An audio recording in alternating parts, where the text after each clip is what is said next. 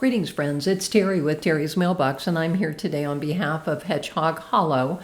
This is a stamp set from their new April subscription box. So I've decided to use the Sawdust is Man Glitter stamp and create a shaker card. So again, I'm using this wood grain cardstock as well to kind of enhance the sawdust idea. So the first thing I did was take my Versamark and start stamping it onto the craft colored cardstock, and I'm going to use a dark brown embossing powder on it. So again, just kind of, I'm double stamping it here.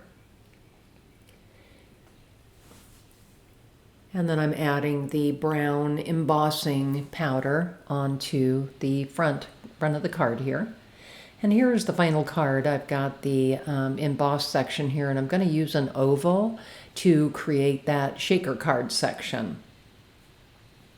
So here's where I've cut the oval out. I did use some distress ink on the front of one piece of cardstock here that would be the very front of the card to kind of enhance it. And you can see here that I am adding tape gun to the very front of the card, and I'm attaching the acetate pieces, making sure that they're well sealed.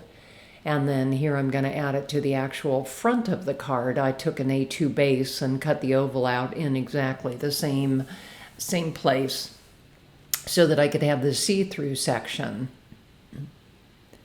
So here I am adding that acetate to the card front.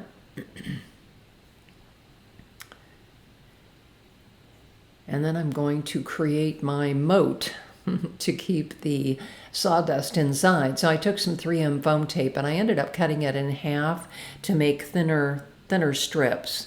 And then you can see here I'm just attaching it around the oval. I did take the backing off. I found that when you're working with a curved opening of any kind, that it's much easier to pull that backing off. And I apologize for being at the bottom of the screen here. But you can see I'm adding all of that foam tape on there. And then the next thing I'm doing is using my embossing powder. Hindsight is I wish I would have used a dryer sheet, but again, we're going to go with it.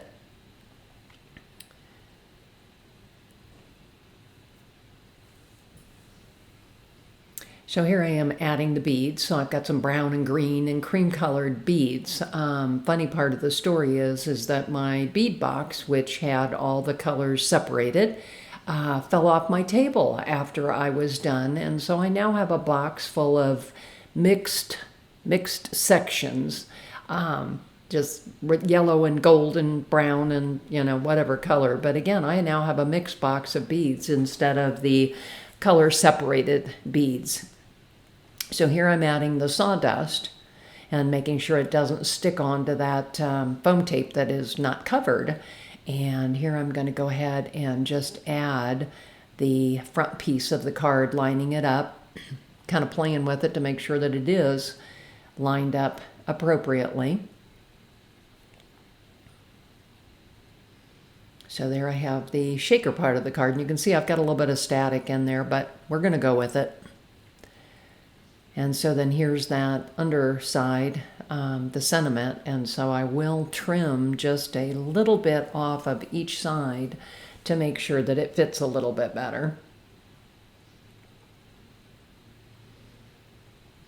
Pulling out my Tim Holtz trimmer, guillotine trimmer. I love this thing, because you can cut off really skinny pieces. So again, here I've got that piece, and that's going to be attached there in the center of the card.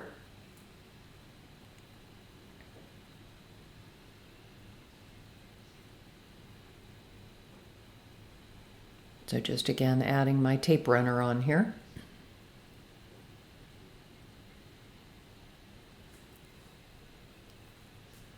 And then lining it up here in the center.